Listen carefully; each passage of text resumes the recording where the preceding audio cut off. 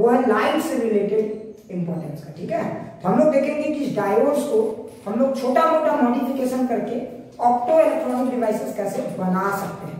ठीक है, उसमें जो सबसे पहला और हमारा इंपॉर्टेंट चीज है ऑप्टो इलेक्ट्रॉनिक डिवाइस का, वो है फोटो डायोड।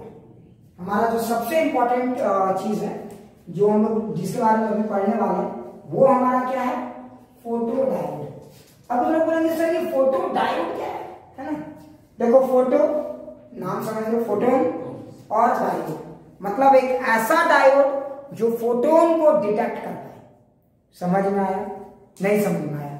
जहां पे भी फोटोन्स आ जाए ये उसको आसानी से डिटेक्ट करके बता दे कि यहाँ पे फोटोन्स है, तो इसको हम लोग फोटो डायोड को फोटो डिटेक्टर भी कहते हैं। फोटो डायोड्स को हम लोग क्या कहते हैं, फोटो डिटेक्टर। एक और चीज ध्यान देना, ऑप्टो इलेक्ट्रॉनिक्स में आपको 3 डिवाइस पढ़ना है, बोल लो। ठीक है, कौन कौन सा डिवाइस? देखो ऑप्टो इलेक्ट्रॉनिक्स में कौन कौन सा डिवाइस पढ़ना है, फोटो डायोड और कौन सा, बोलो। एक तो आपको फोटो डायोड पढ़ना है, एक कौन सा पढ़ना है, फोटो डायोड। ठीक है, एक आपको क्या पढ़ना है, एलईडी लाइट एमिटिंग डायोड्स, और तीसरा क्या पढ़ना है, सोलर। क्लियर? इन तीनों में से किसी एक पे तो क्वेश्चंस डाले जाएंगे। क्लियर? तो चलो हम लोग सबसे पहले डिस्कस करेंगे फोटो डायोड का। समझ में आ रहा है? अच्छा एक बात बताओ, जरा सोचो, फोटो डायोड क्या करेगा, फोटोन को डिटेक्ट करेगा। ध्यान से सुनो, ये क्या करेगा, फोटोन को डिटेक्ट करेगा, मतलब लाइट को डिटेक्ट करेगा। अपन बोलेंगे सर इस टॉपिक का यूज कहाँ है, तो पहला यूज तो ये समझ जाओ कि ये टॉपिक बोर्ड में आने वाला है। पहला यूज तो यही है भाई। दूसरा यूज ये है कि टॉपिक कॉम्पिटिशन में भी आ सकता है और आता है, जे मेंस में यहाँ पे सवाल पूछे गए इसके ग्राफ पर बेस्ड। समझ में आ रहा है ना? तो मतलब इस टॉपिक पर सवाल आपके जेई में आएंगे, ठीक है, मेंस में, नीट में आएगा और बोर्ड में तो आना ही आना है। और इन सबसे भी बढ़कर इसका जबरदस्त यूज है फोटो डायोड्स का।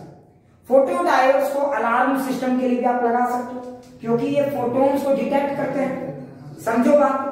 तो अगर किसी घर में आग लग गया तो उस रूम में अलार्म बज सकता है इसके वजह से। क्यों मैम, आग लगा तो ज्यादा फोटोन्स है उस रूम में, तो जो एक्सेसिव फोटोन्स निकल रहे हैं उसको डिटेक्ट कौन करेगा, तो तुम सुतल हो मान लो, तुम्हारा आंख तो डिटेक्ट कर नहीं रहा है फोटोन्स को। एक बात समझो, तो उस फोटोन को डिटेक्ट कौन करेगा, समझ गए होंगे? तो ये फोटो डायोड ही करेगा। समझ में आया कि नहीं आया? क्लियर? तो फोटो डायोड क्या करता है, फोटोन्स को डिटेक्ट करता है। मतलब अच्छा सोचो, अगर नाम से तुम्हें समझ में आ जाना चाहिए ये किस तरह का डिवाइस होगा। बताइए फोटोन को क्या करेगा, एब्जॉर्ब करेगा या एमिट करेगा? लॉजिक से बताओ, ये फोटोन को क्या करेगा, एब्जॉर्ब करेगा। अरे करेगा कि नहीं करेगा?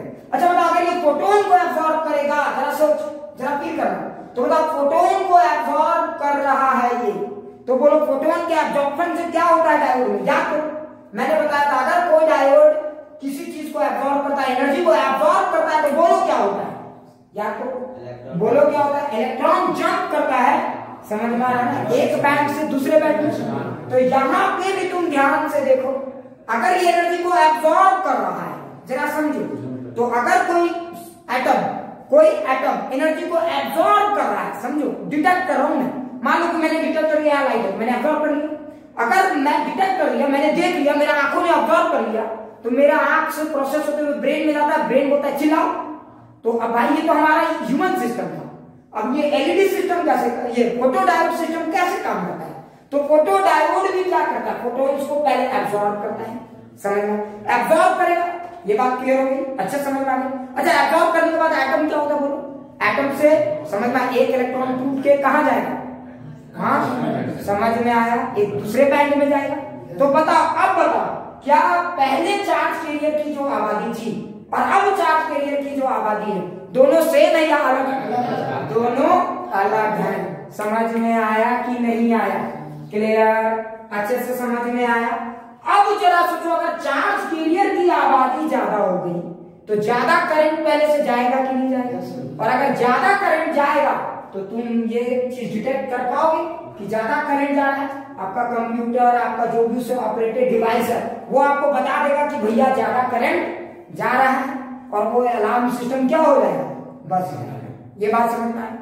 अब जरा सोचो फोटो डायोड की खासियत क्या है, पहले ये समझो। तो देखो फोटो डायोड में क्या होगा ये समझो। ये है आपका एनर्जी गैप, याद आ रहा है कुछ? ये आपका कौन सा गैप है? Energy gap. सोचो अगर इसने एक फोटोन एब्जॉर्ब किया तो यहाँ का इलेक्ट्रॉन उठ के कहाँ चला गया? कंडक्शन बैंड में चला गया, और यहाँ पे क्या बच गया? और यही देखो, तो ये एनर्जी गैप। अच्छा बताओ, अगर किसी इलेक्ट्रॉन को एक्साइट होना है तो कम से कम कुछ एनर्जी आनी चाहिए कि नहीं? आनी चाहिए कि नहीं? तो बताओ, अगर फोटो डायोड को वर्क करना है, करंट तब देगा फोटो डायोड, समझ में आ रहा है ना? जब जो फोटोन्स की जो एनर्जी आएगी एचयू, वो हमेशा इस गैप से ज्यादा होनी चाहिए या कम? ज्यादा या कम? उससे ज्यादा, लेकिन उससे कम नहीं होनी चाहिए। मतलब ये कंसेप्ट तभी काम करेगा जब HU is greater than energy gap. समझ में आया? फोटो डायोड के लिए ये पहले। अच्छा एक बात बताओ, कौन सा फोटो डायोड ज्यादा वर्सेटाइल है? थोड़ा सा भी टेम्परेचर बढ़ेगा ज्यादा। देखो दो तरह के फोटो डायोड, तुम किसको खरीदना चाहो? ये बड़ा इंपॉर्टेंट मुद्दा है ना? मान लो मैं तुमको दो फोटो डायोड देता हूं, तीन देता हूं। एक फोटो डायोड ऐसा है जो थोड़ा सा भी टेम्परेचर बढ़ा कि आना शुरू कर दिया। तुम्हारे घर में कुछ वैसे कुत्ते नहीं होते खाली भूखते हो, किसी काम के लिए चुपचाप मारो चुपचाप हो जाए, एक ऐसा भी डायोड हो सकता है। एक फोटो डायोड ऐसा हो सकता है जो थोड़ा सा मामला सिचुएशन ज्यादा हो जाए, एक लिमिट से ज्यादा टेम्परेचर बढ़ जाए तब केक आने लगे। और एक फोटो डायोड ऐसा होगा जब लाइट पड़े तब केक आने लगे। समझ में आया? तो समझ में आ रहा है कि नहीं आ रहा है? तो बताओ कौन से फोटो डायोड ज्यादा वर्सेटाइल होंगे, मतलब ज्यादा देर रेंज तक काम करेंगे? जिनका एनर्जी गैप कम होगा या जिनका एनर्जी गैप ज्यादा होगा? जिनका एनर्जी गैप कम होगा वो ज्यादा वाइड रेंज में काम करेंगे। अरे नहीं समझ में आया? जिनका एनर्जी गैप कम होगा वो ज्यादा रेंज में काम करेंगे। अच्छा जरा सोचो, जिनका एनर्जी गैप कम होगा वो विजिबल के लिए भी काम करेंगे और इंफ्रारेड के लिए भी काम करेंगे। समझो बात? लेकिन जिनका एनर्जी गैप ज्यादा है वो हो सकता है विजिबल के लिए काम करे लेकिन इंफ्रारेड के लिए काम ना करे। अब अगर इस मामले में देखा जाए तो मैं आपको दो डिवाइस देता हूं, सिलिकॉन और जर्मेनियम। बताओ आप किसको लेना पसंद करोगे, सिलिकॉन या जर्मेनियम? ज्यादा रेंज में कौन काम कर सकता है? जर्मेनियम, क्योंकि जर्मेनियम का बैंड गैप क्या है? कम है। अरे जर्मेनियम का बैंड गैप 0.7 है, जबकि सिलिकॉन का क्या है? 1.1 है। अगर तुम चाहोगे ना सिर्फ लाइट पड़े तब ये क्या है, तो उससे भी ज्यादा बैंड गैप वाला चाहिए। समझ में आ गया? तो फोटो डायोड का ये एनर्जी गैप का खेल समझ में आ गया। अब जरा सोचो कि फोटो डायोड का वर्किंग कैसे होता है, ठीक है? अच्छा इसमें यहाँ पे जनरेशन हो गया भाई, तो देखो फोटो डायोड कैसे वर्क करता है इसको जरा समझते हैं एकदम आराम से समझो। ये हमारा जंक्शन है, क्लियर? ये हमारा क्या है? जंक्शन। अच्छा एक बात बताओ, जरा सोचो, बताओ ये जो फोटोन्स पड़ रहा है, जरा फील करना, ये जो फोटोन्स गिर रहा है ये इलेक्ट्रॉन को क्या कर रहा है? एक्साइट कर रहा है ना भाई? हाँ, तो इलेक्ट्रॉन को समझना है ना? तो जैसे सपोज करो कि यहां से ये जनरेट हो गया तो इसको अलग भी तो करना होगा। अरे अलग करोगे तब ना, नहीं तो फिर ये रिकम्बाइन हो सकता है। हाँ, फिर से फोटोन मार देगा, रिकम्बाइन हो जाएगा। तो बताओ क्या फोटोन्स सिर्फ इलेक्ट्रॉन को ये एक्साइट करना काफी है? उसको सेपरेट भी करना चाहिए, सेपरेट भी करना चाहिए। तो बताओ, अब बताओ फोटोन्स यहां पड़ेगा तब ज्यादा हमारे काम का होगा, जब यहां पड़ेगा तब। बताओ फोटोन्स कहां पड़ना चाहिए? जंक्शन में फोटोन्स पड़ने चाहिए किसी भी डायोड के वर्किंग के लिए, या फोटोन्स को पी और एन में ये डिप्लीशन रीजन में पड़ना चाहिए या नॉर्मल रीजन में? बताओ फोटोन्स को कहां गिरना चाहिए? तो देखो फोटोन्स अगर यहां पे पड़ता है तो इलेक्ट्रॉन क्या होगा? एक्साइट होकर हायर लेवल में जंप कर जाएगा, लेकिन फिर से इलेक्ट्रॉन क्या होगा? वापस भी आ सकता है। लेकिन अगर फोटोन यहां पे पड़ता है, सोचो अगर फोटोन्स यहां पे पड़ते हैं तो बोलो क्या होगा? समझ रहे होंगे क्या होगा? जैसे फोटोन्स यहां पे पड़ेगा जनरेशन होगा। पहले समझना है, फोटोन्स क्या करेगा? इलेक्ट्रॉन को एक्साइट कर देगा हायर लेवल। अरे इलेक्ट्रॉन एनर्जी लेगा और हायर लेवल में पहुंच जाएगा, और जैसे ही इलेक्ट्रॉन एनर्जी लेगा हायर लेवल में पहुंच जाएगा, जैसे ही अपने मदर की तरफ ताकेगा इलेक्ट्रिक फील्ड इसको बहा के ले जाएगा। नहीं समझ में आया? नहीं तो यहाँ क्या होगा? जैसे ही इसको थोड़ा सा रुपया मिला ऊपर उछल के आया, अपनी मदर क्या, छोटा बच्चों को देखते नहीं हो? हाँ, 1 मिनट के लिए दूर गया, चॉकलेट खिला दिए, थोड़ा अलग हुआ, जैसी मदर की आ रहे ना हमें वापस जा रहे। समझ में आया? और अगर तुम चाहते हो कि उस बच्चे को ये करे तो ऐसा जगह समझ में आना, लो चॉकलेट में बुला लो फिर। हाँ, मेरा कहने का मतलब समझ आ रहा है? हाँ, तो भाई अगर यहाँ पे इलेक्ट्रॉन उछल के इस ऑर्बिट से इस ऑर्बिट में जाएगा तो उसको तो अपना भाई फैमिली याद आएगा ना, वापस पता चला फिर चला जाएगा, बोलेगा अपना चॉकलेट अपने पास रखो। समझ रहे हैं ना मैं क्या कह रहा हूँ, समझो। लेकिन यहाँ पे क्या होगा, जब तक चॉकलेट की याद आएगी, अपना फैमिली की याद आएगी, तब तक उसको दूर कर दो, भुला दो उसको फैमिली से, भुला दो। समझ में आया? तो बताओ यहाँ पे अगर जनरेट होगा जंक्शन में तो बोलो क्या होगा, वो सेपरेट हो सकता है। क्लियर? अब समझ में आया? अब देखो तो यानी कि फोटॉन्स, जो भी फोटॉन्स वर्किंग होते हैं ना, ज्यादातर वर्किंग आपके जंक्शन में होते हैं। क्यों होते हैं आप समझ में आया? पहला ये बात समझ जाओ। अच्छा अब जरा सोचो, यहाँ पे तो इलेक्ट्रिक फील्ड है, प्लीज ध्यान से सुनो। अच्छा एक बात जरा बताओ, यहाँ पे देखो इलेक्ट्रिक फील्ड, आप जानते हो ना यहाँ पे इलेक्ट्रिक फील्ड होता है? अरे होता है कि नहीं होता है? अब ये पी टाइप है, एन टाइप है, याद करो, यहाँ पे इलेक्ट्रिक फील्ड होता है ना भाई। तो जरा सोचो यहाँ पे जैसे ही आपका, जरा ध्यान से सुनो, यहाँ पे जैसे ही आपका इलेक्ट्रॉन जनरेट होगा, ये समझ में आ रहा है, एक इलेक्ट्रॉन और मान लो एक होल्स जनरेट हुआ, समझाने के लिए माइनस प्लस में, समझ में आ रहा है ना? तो बताओ ये इलेक्ट्रॉन इलेक्ट्रिक फील्ड के कारण किधर जाएगा, इधर जाएगा, तो इलेक्ट्रॉन इस रीजन में एंटर मारेगा कि नहीं, और होल्स किस रीजन में एंटर मारेगा, इस रीजन में एंटर मारेगा। क्या ये बात समझ में आया? अच्छा बताओ अब ये अब हमारे पास एक्स्ट्रा चार्ज कैरियर है कि नहीं करंट कैरी करने के लिए? ये पॉजिटिव हमारे लिए चार्ज कैरी कर सकता है, ये निगेटिव हमारे लिए चार्ज कैरी कर सकता है कि नहीं कर सकता? अरे वो समझ में आया कि नहीं? और यही एक्स्ट्रा करंट कैरी करने लग जाते हैं। आपको समझ में आया? तो बताओ इस फोटो डायोड की कंडक्टिविटी बढ़ जाती है कि घट जाती है? इससे टॉपिक और याद आया, कंडक्टिविटी याद रखना लास्ट में। ठीक है, फोटो डायोड की कंडक्टिविटी बढ़ जाती है कि घट जाती है? अचानक से फोटो डायोड की कंडक्टिविटी बढ़ जाती है, अचानक से। तो जब किसी डिवाइस पे लॉजिकली सोचो, जैसे किसी डिवाइस की कंडक्टिविटी बढ़ गई, समझ जाना कि वो क्या है, लाइट उसमें पड़ रहा है। हाँ जैसे तुम, अच्छा जरा सोचो, ढक दोगे कंडक्टिविटी क्या हो जाएगी, घट जाएगी, हटा दोगे कंडक्टिविटी बढ़ जाएगी, ढक दोगे कंडक्टिविटी कम हो जाएगी। और जितना बार ढकोगे हटाओगे, तुम काउंट भी कर सकते हो कि कितनी बार इसकी कंडक्टिविटी कम हुई है और कितनी बार कंडक्टिविटी बढ़ी है। इसी कारण से इसको काउंटर में भी यूज किया जाता है। काउंटर नहीं समझ में? अरे काउंटर में भी यूज किया जाता है, मैं बताऊंगा। जैसे तुम देखोगे बहुत सारे डोर्स ऑटोमेटिक होते हैं, तुम जाओगे खड़े हो जाओगे खुल जाएंगे, फिर जैसी पार कड़ाक बंद हो जाएगा, है ना? जैसे हाथ रखोगे तब तक बंद नहीं होगा, हाथ हटाओगे पड़ाक से बंद हो जाएगा। समझ में आ रहा है?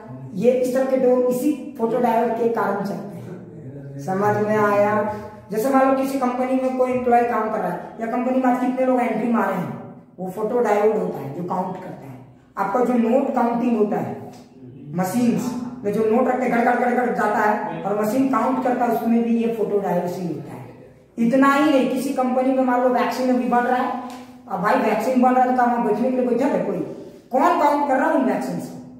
कोई तो काउंट कर रहा होगा, वो आदमी काउंट नहीं करता, नहीं तो आदमी तो भुला नहीं जाएगा। फिर 1 2 3 4 5 जब लाख 2 लाख मिला जाए, कई लाख कोई कितना बोले थे, तब तक कई रुपया। समझ में आया ना? तो वहां पे भी कौन काउंट करता है? यही।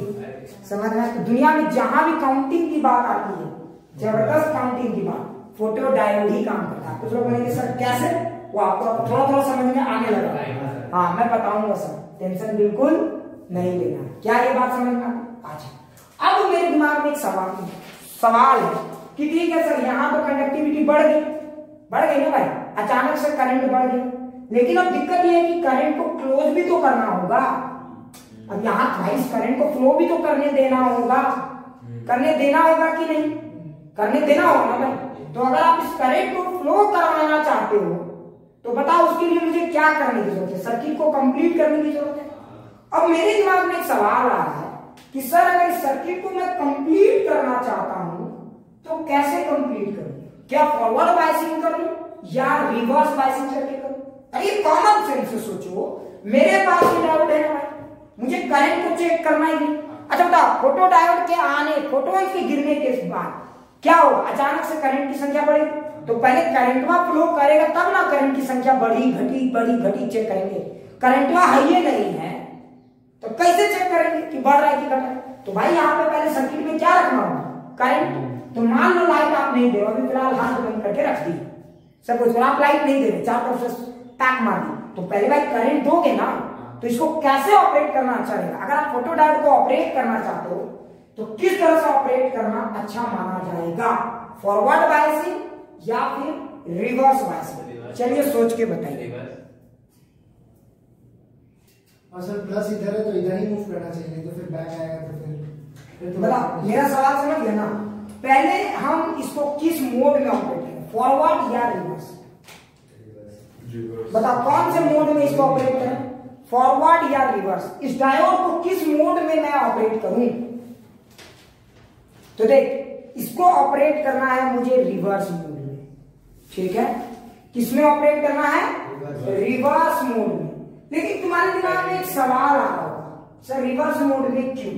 इसके पीछे दो बहुत ही बेहतरीन कारण है। एक तो पहला ये कि आप जब रिवर्स मोड में ऑपरेट करोगे तो डिप्लीशन विड्थ ज्यादा होगा, तो ज्यादा इफेक्टिव, समझ में आया? जनरेशन तो ठीक है, फोटोन तो सब जगह पड़ रहा है मान लो, तो जनरेशन, लेकिन ज्यादा इफेक्टिव सेपरेशन कब होगा?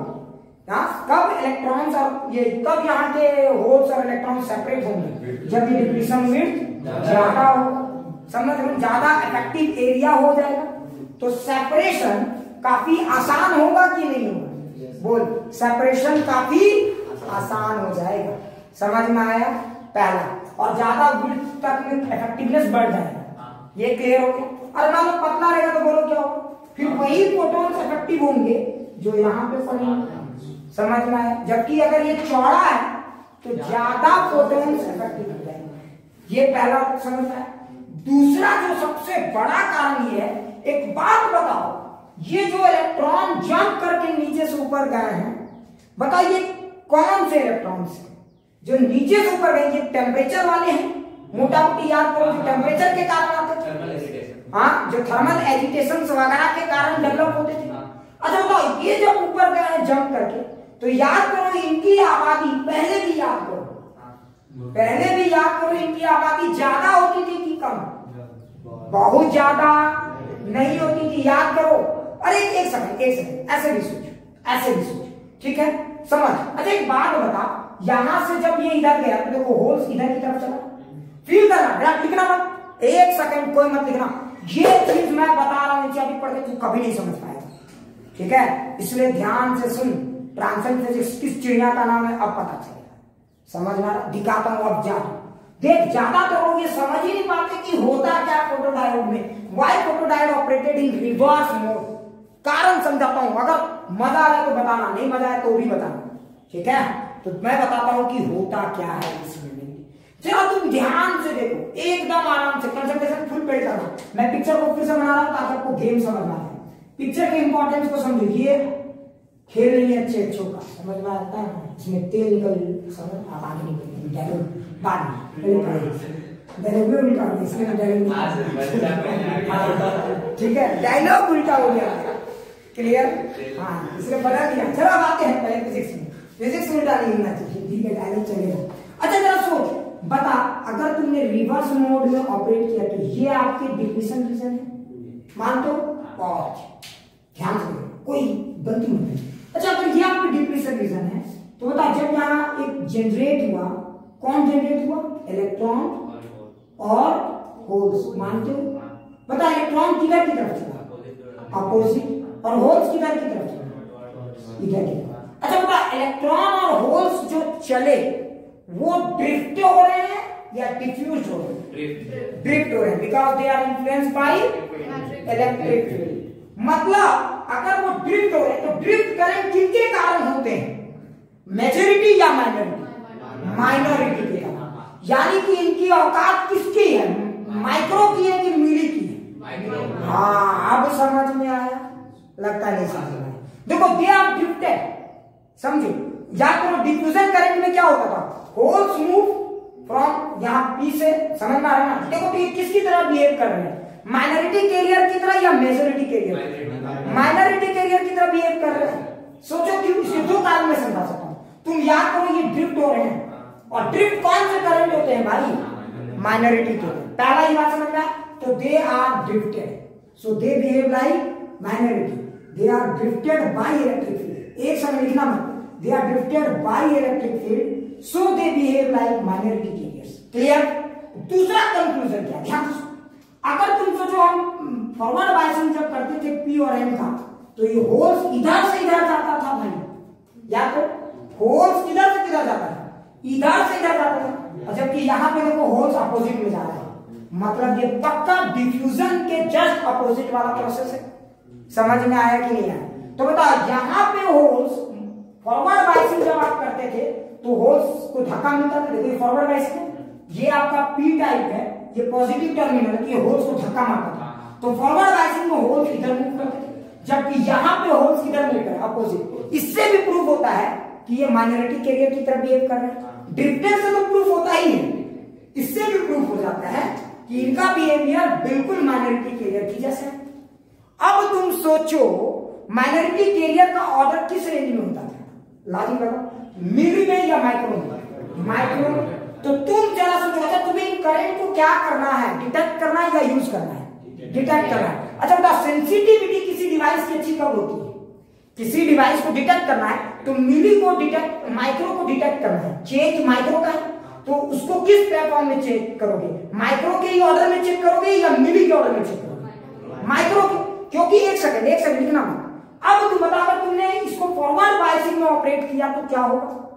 फॉरवर्ड बायसिंग में ऑपरेट करोगे तो क्या होगा? हाँ, तो तुम ध्यान से सुना, अगर तुमने इसको फॉरवर्ड बायसिंग में ऑपरेट किया, क्या खूबसूरत सा कंसेप्ट है, प्लीज लिखना। फॉरवर्ड बायसिंग में ऑपरेट करोगे तो क्या होगा? फॉरवर्ड बायसिंग, ध्यान से सुनना, मजेदार कंसेप्ट है, ठीक है। अगर तुमने इसको फॉरवर्ड बायसिंग में ऑपरेट किया तो आपका जो होल्स है, ये होल्स जो है नेचुरल जो समझ में आ रहा है ना, जिसको बैटरी मार रहा था तो होल्स इधर जा रहा है और वो कितना करंट लेके जा रहा है? Milliampere. अच्छा जरा सोचो, फील करना, मिली एम्पीयर करंट लेके जा रहा है ना भाई, ये करंट लेके जा रहा है कि नॉर्मली लाइट जब नहीं दोगे मिली एम्पीयर लेके जाएगा, और जब तुम लाइट दोगे तो बताओ क्या होगा? लाइट दोगे तो एक मिली एम्पीयर इधर जाएगा और माइक्रो एम्पीयर इधर जाएगा। अब बताओ मिली के कंपैरिजन में माइक्रो जा रहा है अपोजिट में, थोड़ा सा कम चला जाएगा, ये डिटेक्ट आसानी से होगा क्या? ये इजीली डिटेक्टेबल है? नहीं है। समझ में आया? सेंसिटिविटी कम हो गई इस डिवाइस से या ज्यादा? कम हो गई। समझ में आ रहा है कि नहीं आ रहा है? अच्छे से समझ में आ गया। लेकिन जरा सोचो, जब तुम इसी डिवाइस को रिवर्स मोड में ऑपरेट करोगे, बोलो क्या होगा?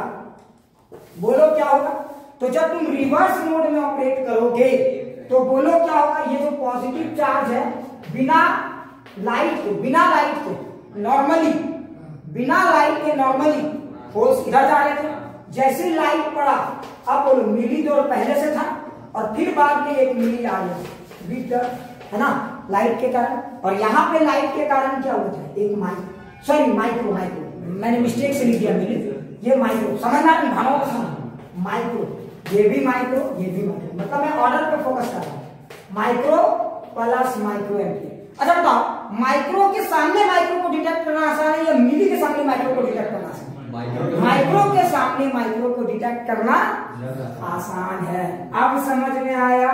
मतलब अब बताओ, तो जो परसेंटेज याद करो, एरर समझो। अब बताओ, अगर 2 मिली एम्पीयर जा रहा था और हो गया 1.999 मिली एम्पीयर, तो कहाँ फर्क पड़ेगा? कंप्यूटर को कंफ्यूज हो जाएगा, कुछ चेंज हुआ है नहीं। लेकिन अगर 2 एम्पीयर जा रहा था, सॉरी 2 माइक्रो एम्पीयर जा रहा था और अचानक से हो गया 0.5 माइक्रो एम्पीयर, कंप्यूटर तो पूरी चेंज है, हाँ चेंज करो, वैल्यू चेंज करो, डेटा चेंज करो। आप समझ में आया? That's why these devices are operated in reverse biased mode। अब क्लैरिटी आ गया। तो फोटो डायोड को इसी कारण से रिवर्स बायस्ड मोड में ऑपरेट करना चाहिए। क्लियर? अच्छे से समझ में? अब तेरा सोच, अब तुम लोग मेरे को बोलोगे सर एनसीईआरटी में तो एक स्टेटमेंट लिखा हुआ है ना, एनसीईआरटी का वो जो एक ब्रैकेट लाइन है, उन्होंने कुछ बड़ा अजीब से स्टेटमेंट लिखे। उन्होंने क्या लिखने की कोशिश की है? तो देखो, जब तक आपको ये आइडिया नहीं रहेगा आप उस स्टेटमेंट को समझ नहीं पाओगे। इसलिए मैंने कहा ये खेल नहीं है बच्चों का, इसमें तेल निकल जाता है अच्छों का। समझ में आया? ठीक है। अब लोग ने हाँ सर कुछ चीजें तो फील आ रही फोटो डायोड को लेकर, लेकिन अब यहाँ की कहानी को थोड़ा सा और जूम करके देखेंगे, ठीक है? तो मजा आ जाएगा आपको, एकदम लाजवाब कंसेप्ट है ये, लाजवाब। ठीक है, अब मैं बताता हूँ क्या। देखो एनसीईआरटी में एक डायलॉग लिखा हुआ है, ठीक है? एनसीईआरटी में कहता है, ध्यान से सुनो थोड़ा सा, मैं एनसीईआरटी से इस बात से सहमत नहीं रहता हूँ, एक कारण होता है। वो ऐसे लिखता है ना जैसे लगता है कि हमारे बच्चे पीएचडी स्कॉलर हैं, लाइन पढ़ा सब पहले से आता है, लाइन पढ़ेंगे समझ नहीं। इसलिए मुझे भी थोड़ी सी एनसीईआरटी से एलर्जी है, समझ में आ रहा है। अदरवाइज एनसीईआरटी, मैं तो हमेशा कहता हूँ NCERT is not a book, NCERT is a note book. पढ़े हुए लोगों के लिए इससे अच्छा किताब तो है ही नहीं, शॉर्ट समय में आपको बेहतरीन नॉलेज मिल जाएगा, लेकिन सवाल है कि इसको समझना भी तो है। ठीक है, अब मैं आपको समझाता हूं कि क्या एनसीईआरटी कहता है। एनसीईआरटी ने जो लॉजिक सेट किए हैं आपको स्कूलों में यही लिखना अगर आएगा तो, और ये अब एकदम कंसेप्ट समझ में आ गया, कंपटीशन में ये आ सकता है ना मजेदार कंसेप्ट। अच्छा, अब आप सोचो एनसीईआरटी क्या कहता है। एनसीईआरटी कहता है कि मान लीजिए कि जब यहां पे ये लाइट गिरा, ध्यान से सुन लेना, ये जब लाइट यहां पे गिरा, देखो मैग्नीट्यूड की बात कर रहे हैं, ठीक है, समझ रहे हो ना। तो जब ये लाइट गिरा तो बता यहाँ पे कितने, जितने नंबर ऑफ इलेक्ट्रॉन जनरेट होंगे क्या उतने नंबर ऑफ होल्स भी जनरेट होंगे। मानते हो कि नहीं मानते हो? तो देखो नंबर ऑफ इलेक्ट्रॉन जो एक्स्ट्रा जनरेट होंगे, let that be del n, तो del n is equal to क्या लिखेंगे, del p, number of holes.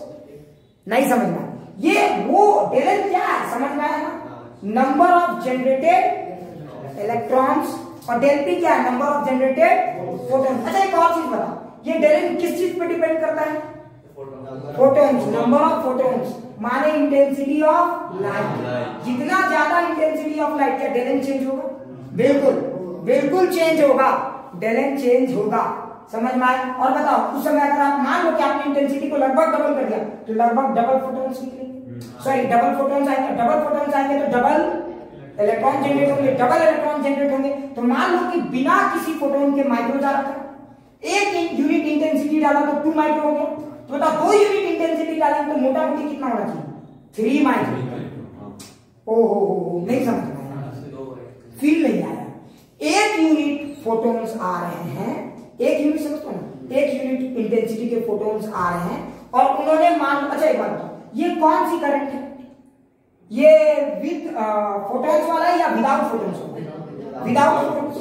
जैसे ही फोटॉन्स पड़ा अब ज्यादा नंबर ऑफ इलेक्ट्रॉन्स अवेलेबल होंगे, तो बताओ ये वाला कौन है, ये तो विदाउट फोटॉन्स वाला जो था सो था, और ये कौन है, एक्स्ट्रा है जो फोटॉन्स के कारण जनरेट है। अच्छा सोचो तुम फोटॉन्स की संख्या बढ़ा दोगे तो ये वैल्यू बढ़ेगी या ये वैल्यू, हाँ ये वाली वैल्यू बढ़ेगी, और फोटॉन्स की संख्या बढ़ा दोगे और ये वाली वैल्यू बढ़ गई, क्योंकि जितना फोटॉन्स पड़ेगा उतना नंबर ऑफ चार्ज कैरियर होगा, उतने नंबर ऑफ माइनॉरिटी कैरियर, एक तरह से आबादी बढ़ जाएगी। सोचिए माइनॉरिटी कैरियर, याद करो पढ़ाई कि इस इलाके में जो ड्रिफ्टेड होते हैं वो कौन होते हैं, माइनॉरिटी। उतने ज्यादा माइनॉरिटी कैरियर बढ़ेंगे और उतना ज्यादा रिवर्स सैचुरेशन करंट बढ़ेगा कि बढ़ेगा। आप समझना है तो पहले इसके डायग्राम को ही समझ लेते हैं, है ना। अगर आप इसके डायग्राम को देखोगे, इसका डायग्राम कैसा बनता है, कुछ किताबों में इसके डायग्राम बनाते हैं, ये आपका करंट, ये आपका वोल्टेज। बताओ इसका डायग्राम किस क्वाड्रेंट में बनना चाहिए, फर्स्ट, सेकंड, थर्ड, फोर्थ, सोचो फोर्थ में याद करो। और फोर्थ में क्या सकते, देखो बिना फोटॉन्स की अगर ये करंट है आपका तो विद फोटॉन्स क्या होना चाहिए, थोड़ा नीचे ये होना चाहिए, तो ये विद फोटॉन्स, समझना। थोड़ा और इंटेंसिटी बढ़ा दोगे और होगा, समझ में आया कि नहीं आया, क्लियर। अब ये आ गया ये डायग्राम, और ये डायग्राम तो देखो ये विदाउट इंटेंसिटी, समझना है, ये नेचुरल करंट, ये नेचुरल, याद करो जो आईएस है, ये कौन सी वैल्यू है बोलो, ये आपकी आईएस है। इतनी अच्छी फीलिंग तो नहीं आएगी पूरी जिंदगी, ठीक है। ये आपकी कौन सी वैल्यू है, आईएस, और ये कौन सी वैल्यू है, आईएस, और वो करंट जो फोटॉन्स के कारण जनरेट हुआ, आईएचई। नहीं समझ में आया, क्लियर। कितना खूबसूरत सा इक्वेशन आ रहा है, देखो क्लियर। और करंट बढ़ाओगे और ग्राफ में चेंजेस आएंगे। अच्छा अब तुम सोचो एक सेकंड, ये रिवर्स में हम ऑपरेट करें ना, तो जनरली इधर ऑपरेट किया जाता है, ठीक है, और इसमें पहला क्या वो करंट बढ़ा है। लेकिन बताओ अगर फॉरवर्ड में ऑपरेट करते तो करंट बढ़ता कि घटता, घटता, घटता, है ना। और थोड़ा घटता कि बहुत घटता, थोड़ा। वो घटना पता चलता है या नहीं पता चलता, नहीं पता चलता। वो डायग्राम मैं इसलिए नहीं बना रहा ताकि आप कंफ्यूज हो, समझ में। जितना है उतना ही पढ़ो, ज्यादा नहीं पढ़ो, ज्यादा पढ़ोगे कम मार्क्स आएंगे। ओहो, इसलिए अगर फॉरवर्ड में ऑपरेट तो नहीं, फॉरवर्ड में डिप्लीशन थोड़ा सा तो रहेगा ना, मान लो थोड़ा बहुत अगर, ठीक है, समझ रहे हो, ठीक है। और वो नहीं के बराबर होता है, इसीलिए तो मैंने बोला कि मैं नहीं पढ़ा रहा हूं, ताकि आपको कंफ्यूजन ही ना हो। या तो अभी बताया था जस्ट। चलो तो फटाक से इसको छापो, उसके बाद और पढ़ाता हूँ। हाँ तो अब देख, अच्छा एक बात बता, फील कर, यहाँ जो फोटोन्स आ रहा है, ये जो फोटोन्स आ रहा है, ये डेलेन क्या है? Extra electron generated by photons. ये क्या है? Extra holes generated by photon. अच्छा दोनों की आबादी सेम होगी क्या? एक्स्ट्रा। अच्छा तो देखो यहाँ पे जो डेलेन डेल पी है, यहाँ पे इन्वॉल्व है या इधर इन्वॉल्व है? सेकेंड वाले में डेलेन डेल पी इन्वॉल्व है। अब समझ पाएंगे। अच्छा अब जरा सोचो, ये डेलेन है, एक्स्ट्रा नंबर ऑफ इलेक्ट्रॉन्स। सोचो अब सवाल उठता है कि क्यों रिवर्स में ही ऑपरेट करते हैं। ये एनसीईआरटी के स्टेटमेंट को देखो, अगर आपको 100 चाहिए फिजिक्स में तो इस स्टेटमेंट पे ध्यान देना। आप याद रखना, कंसेप्ट हमारे होंगे लेकिन लिखावट एनसीईआरटी के हिसाब से होनी चाहिए। समझ में आया? तो इसलिए एक बार एनसीईआरटी किताब को जरूर पढ़ो।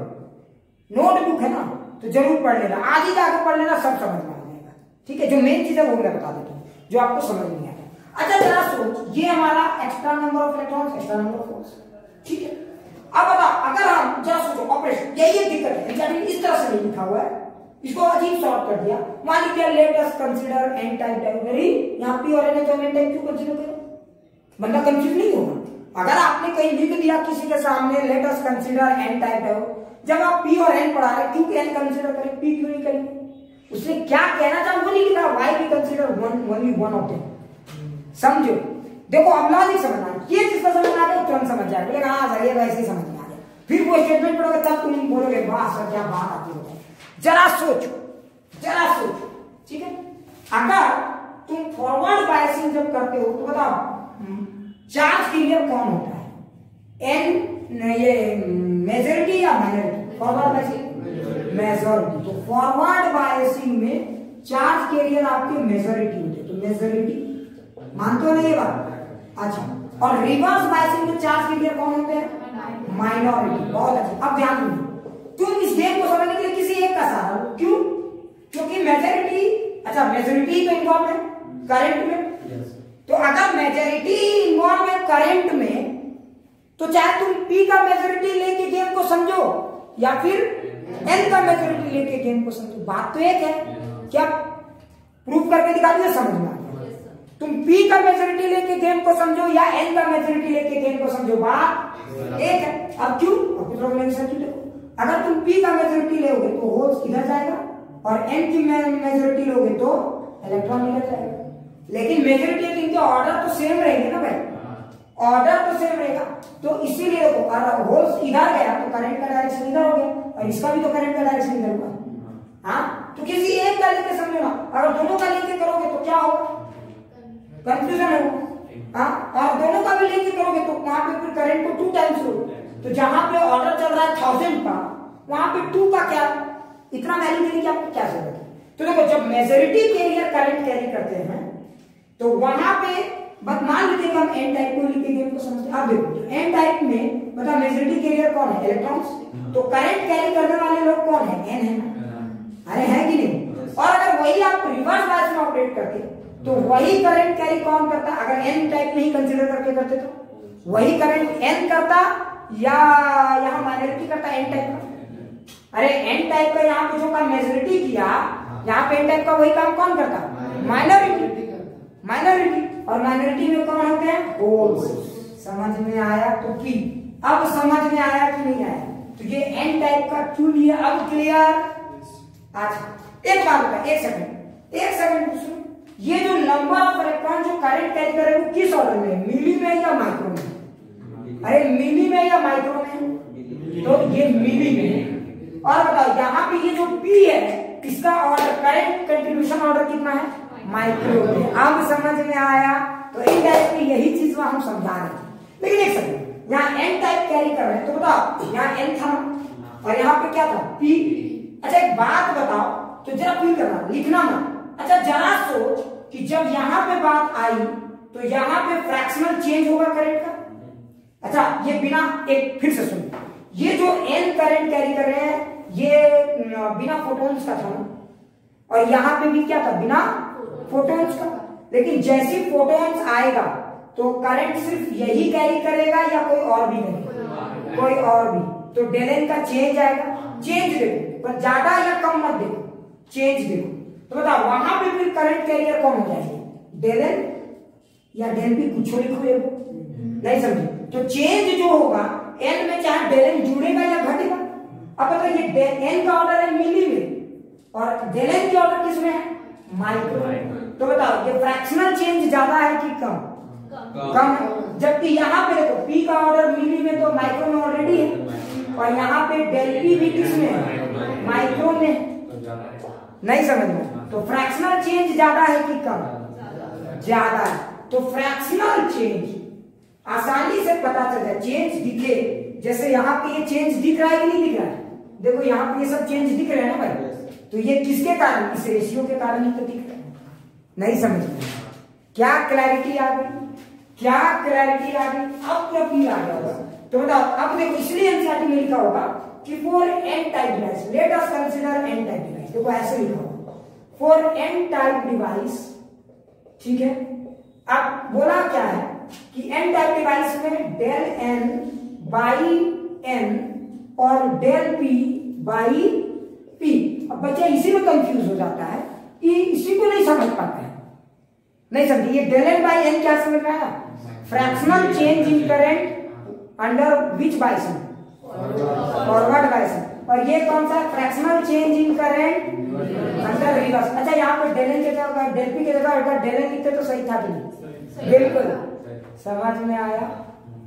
क्या क्लैरिटी, कुछ ज्यादा ही मच्छर एंट्री मारा बच्चा। ये देखो कुछ बच्चा लोग बदमाशी कर दिया है, तो मैं सोच रहा हूँ ज्यादा ही करंट एंट्री क्या हो गया, फिजिक्स का लैंग्वेज कुछ कुछ चीजें समझ में आ रहा है।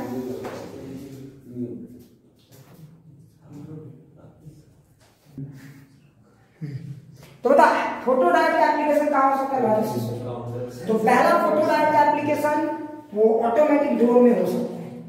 समझ में आया क्यों, लॉजिक समझे।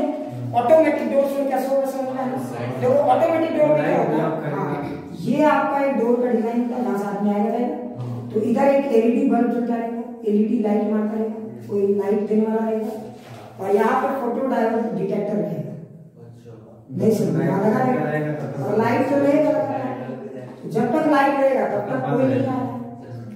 नहीं समझ, और जैसी लाइट गया बोलो तो सर्किट कम स्विच, अचानक से करंट घट जाएगा, कंप्यूटर का प्रोसेसर तुरंत समझ जाएगा कि कोई आया है, गेट खोलो। समझ में आया, इस तरह से आप समझ में आया, ये इस तरह से काम करता है। बोलो कंसेप्ट क्लियर। अच्छा आप सुने होंगे कि चोर वगैरह, ये चोर वगैरह ये कोई बहुत ही महंगा इंस्ट्रूमेंट्स के चारों तरफ लेजर नहीं समझे। अब तुम सोचो यहाँ पे एक लाइट रखा हुआ है ऐसे, ये मान लो नीचे से एक लाइट लगा हुआ है, सोचो, और ऊपर से एक फोटो डिटेक्टर है, डिटेक्ट करेंगे। तो जैसे तुम सोना को उठाओगे बताओ क्या होगा, वो अचानक से फोटो डिटेक्टर वो डिटेक्ट कर लेगा, करंट आया, तुरंत को समझ जाएगा कोई चोरी किया है। तो हाथ कोई लोग बहुत स्मार्ट हो गए, लेकिन हाथ में रख के कैसे भाग नहीं, मतलब एक बात बता रहे हैं। तो इस तरह के सेंस में यूज कर, तुम जितने स्मार्ट हो उससे भी ज्यादा स्मार्ट है लोग वहां, पूरा रूम में करते बिछा देगा तो तुम रखते रह जाओगे। हाँ ये आदमी जैसा सोच रहा है, मारेगा कुछ दिन बाद गिरेगा, इतना आसान भी नहीं। ठीक है। दूसरा पैकेजिंग कंपनी, जो पैकेजिंग होता है ना, वैक्सीन मान लो हमको देखना, कोई नंबर ऑफ पैकेट्स गुजर रहा है, तो क्या होता है, एक कन्वेयर बेल्ट होता है, ध्यान से सुनो, एक तरफ एलईडी लाइट लगा रहता है, उधर क्या लगा रहता है, डिटेक्टर, और यहाँ से बेल्ट जा रहा है, और बेल्ट में कुछ पैकेज है, तो क्या होगा, जितना सामान होगा उतना बार वो ऑफ होगा, नहीं समझ में। तो जितना बार करंट कम होगा, कंप्यूटर काउंट कर रहा है कितना बार करंट कम होगा, कंप्यूटर खट खट खट खट खट काउंटिंग करके बता देगा इतना मशीन है। वो नोट वाला में भी वही होता है, जब नोट गुजरता है तो देखना नोट एक लाइट जलते रहता है, जब भी नोट गुजरता है तो लाइट को उतना बार क्या करता है, बंद करता है, और वो फोटो डिटेक्टर समझ में रहना डिटेक्ट करता है, काउंट करता है, समझ में आया। तो इस तरह से फोटो डिटेक्टर जो है मल्टीपल यूज में लगाए जा सकते हैं। क्या अब आपको समझ में आया फोटो डिटेक्टर का यूज? तो ये थे practical application of photo detectors. इतने ही नहीं, इनको अलार्म सिस्टम के तौर पे भी लगाया जा सकता है। कहीं आग लगे तो नंबर ऑफ फोटोन्स बढ़ गया, कहीं मान लो आग के कारण टेम्परेचर बढ़ गया तब भी नंबर ऑफ फोटोन्स बढ़ गया।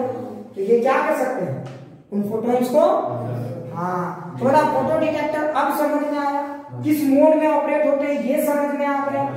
ठीक है, बैंड गैप कितना होना चाहिए ये समझ में आ गया, एकदम अच्छे समझ में आ गया। सिलिकॉन और जर्मेनियम में ज्यादा वर्सेटाइल कौन है ये समझ में आ गया। क्लियर, क्यों है समझ में आ गया। तो ये थी फोटो डिटेक्टर की कहानी, मेरी कहानी। क्लियर, चलो।